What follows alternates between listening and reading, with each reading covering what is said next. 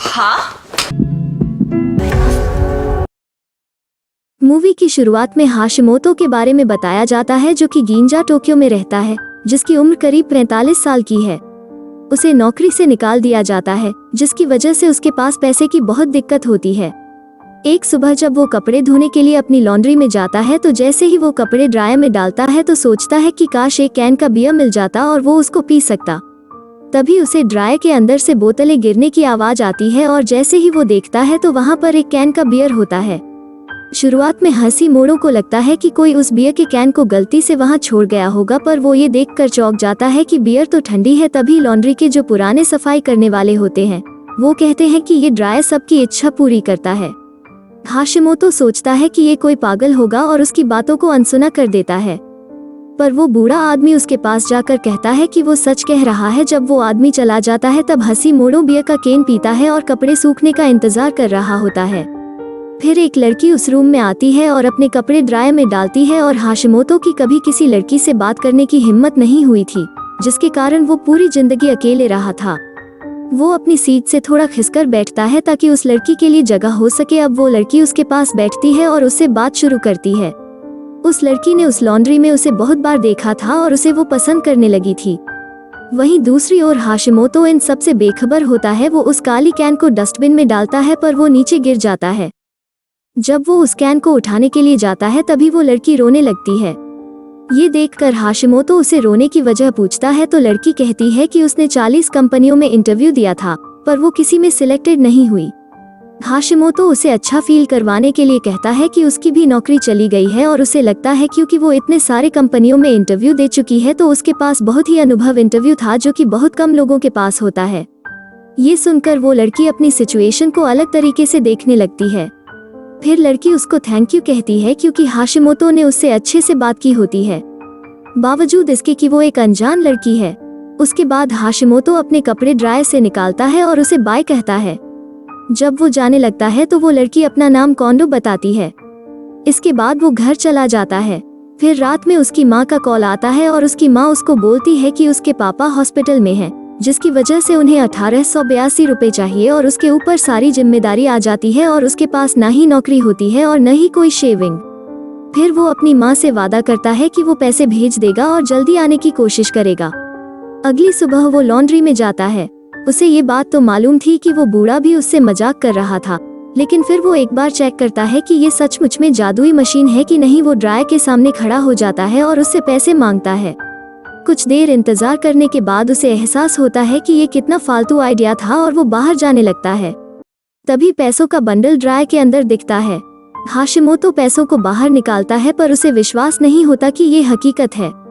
फिर वो देखता है कि उस बंडल में उतने पैसे हैं जितनी उसने मांगी थे।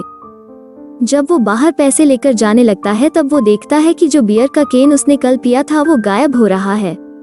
वो बूढ़ा भी उसको बताता है कि जो भी सामान उसे निकालेगा वो एक दिन के अंदर गायब हो जाएगा, जिसकी वजह से उसको सावधान रहना होगा। हाशिमोतो उसे थैंक यू कहकर बाहर भाग जाता है। फिर कोंडो उससे टकरा जाती है और उसे बताती है कि उसे दूसरी बार इंटरव्यू के लिए बुलाया गया है, जो कि उसकी जिंदगी में पहली बार हो रहा है। हाशिमोतो उसे मुबारक देता है और फिर उसकी माँ का कॉल दोबारा आता है। कोंडो कॉल पे हुई सारी बातें सुन लेती है, जिससे उसे पता चल जाता है कि हाशिमोतो के पापा बीमार हैं। और कॉल खत्म होने के बाद वो दोनों कुछ देर तक बातचीत भी करते हैं और फिर वो पैसे लेकर जल्दी चला जाता है ताकि वो पैसे गायब होने से पहले वो भेज सके। इन सब के बाद लॉन्ड्री की जगह फिर से जाता है और वो सोचता है कि उसकी सारी तकलीफें इस लॉन्ड्री से खत्म हो जाएंगी। इस बार वो रेड सूट मांगता है, जो कि वो अपने जॉब इंटरव्यू पर पहन सके। और फिर वो उस पूरे दिन बहुत सारी कंपनियों में इंटरव्यू देने जाता है और जब वो घर पहुंचता है तो उसे कंपनी के लेटर मिलते हैं कि उसे कहीं भी नौकरी के लिए नहीं चुना गया है। और फिर वो सूट उसके सामने गायब हो जाता है। अब हारने के बाद उसे ये एहसास होता है कि उसके पास तो पैसे की कमी है और उसके पास सारे पैसे आने का जरिया भी है, तो उसे अपनाया जाए और नौकरी खोजने में टाइम बर्बाद क्यों किया जाए। वो सोचता है कि मुझे अपनी जिंदगी मजे से जीनी चाहिए। तो दूसरी सुबह वो फिर से लॉन्ड्री में जाता है और वो इस बात का ध्यान रखता है कि कोई उसके आसपास है तो नहीं। फिर वो एक सुंदर और कॉन्फिडेंट लड़की मांगता है और साथ ही साथ वो ये भी कहता है कि वो लड़की एक मॉडल जैसी होनी चाहिए, जिसे देखकर सभी को जलन हो। वैसे एक मॉडल रेड बाहर आती है और उसे देखकर हाशिमोतो खुश हो जाता है और वो उस लड़की के पास जाकर उसे अपने घर चलने के लिए कहता है और वो लड़की हाशिमोतो को एक थप्पड़ मारती है क्योंकि वो पहली मुलाकात में काफी ज्यादा बोल रहा होता है। फिर वो लड़की वहाँ से चली जाती है। अब ये देखकर वो चौंक जाता है और अपनी गलती से सीखने के बाद वो एक और प्यारी और सुंदर लड़की मांगता है जो कि उसे बहुत प्यार करे। वो जैसे ही कहता है तो एक सुंदर लड़की उस ड्रायर से बाहर आती है और वो लड़की हाशिमोतो के साथ घूमने के लिए भी खुशी खुशी हाँ बोल देती है।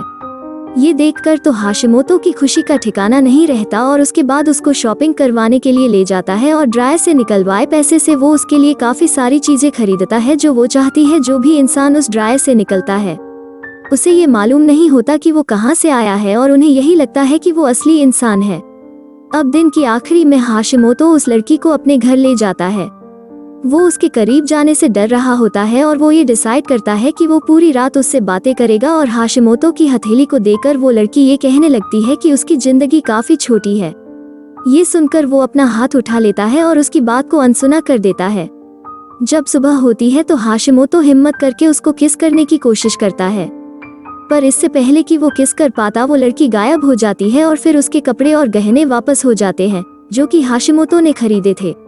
उसे उस लड़की से लगभग प्यार हो जाता है पर वो दुखी नहीं होता क्योंकि उसके पास बहुत सारी लड़की आने का ऑप्शन रहता है। अब वो तो खुश है कि उसे जितने भी गर्लफ्रेंड चाहिए वो सब मिल जाएंगी।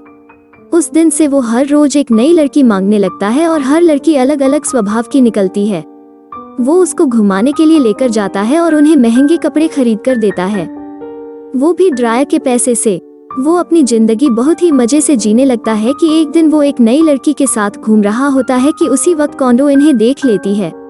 कोंडो को जलन होती है और वो उनका पीछा गहने की दुकान तक करती है। अब ये देख वो बहुत हैरान हो जाती है कि हाशिमोतो ने उस लड़की को बहुत महंगी अंगूठी दी है और वो बहुत ही गुस्सा हो जाती है। साथ ही साथ उसे ये समझ नहीं आता कि इतने सारे पैसे वो कमा कहाँ से रहा है, वो भी इतने कम दिनों में। और जब वो फिर से लॉन्ड्री में जाता है तो वहाँ कोंडो भी उसको मिलती है और उसको पैसे के बारे में पूछती है। ये सुनकर हाशिमोतो उसको कहता है कि उसकी एक लॉटरी लगी थी। अब कोंडो को ये मालूम चलता है कि हाशिमोतो उस लड़की के साथ रिलेशनशिप में भी है जिसे उसने देखा था। कोंडो ये सोचने लगती है कि वो लड़की उसको बर्बाद कर देगी और वो उसको पैसे के लिए इस्तेमाल कर रही है।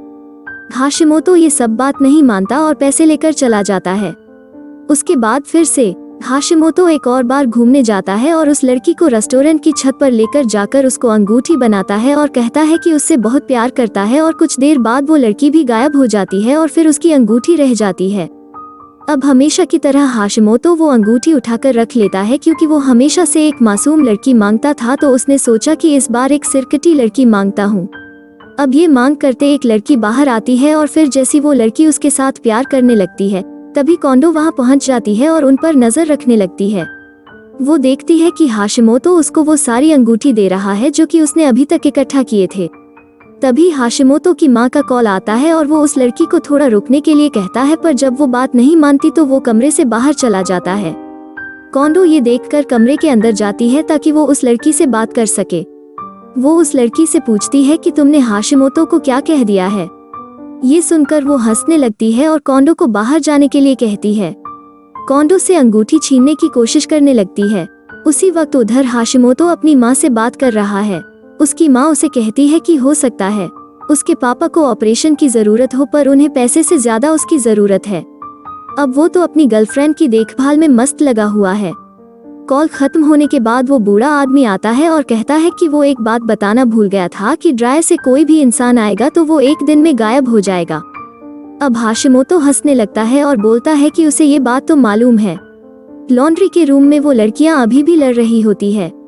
अब आखिर में वो नई लड़की वापस चली जाती है क्योंकि उसे लगता है कि हाशिमोतो उसको धोखा दे रहा है। और वो जब वापस आता है तो देखता है कि कोंडो रो रही है और वो ये ख्वाहिश करती है कि काश जिस लड़के से वो कुछ दिन पहले मिली थी वो वापस आ जाए।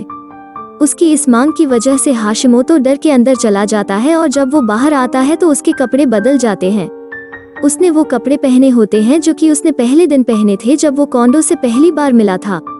हाशिमोतो को ये पता चल जाता है कि ड्रायर ने कोंडो की इच्छा मान ली है और अब वो क्योंकि ड्रायर से बाहर आया है तो उसके पास सिर्फ एक दिन होता है जीने के लिए। उसी वक्त टीवी में ये खबर आ रही होती है कि करीब 624 रुपए गहने की दुकान से गायब हो गए हैं और मूवी के आखिरी में हाशिमोतो जमीन पर गिर जाता है और कोंडो हाशिमोतो को देखकर कुछ समझ नहीं पाती कि ये हो क्या रहा है। और दोस्तों, ये मूवी इसी सस्पेंस के साथ यहाँ पर खत्म जाती है। And finally thanks for watching.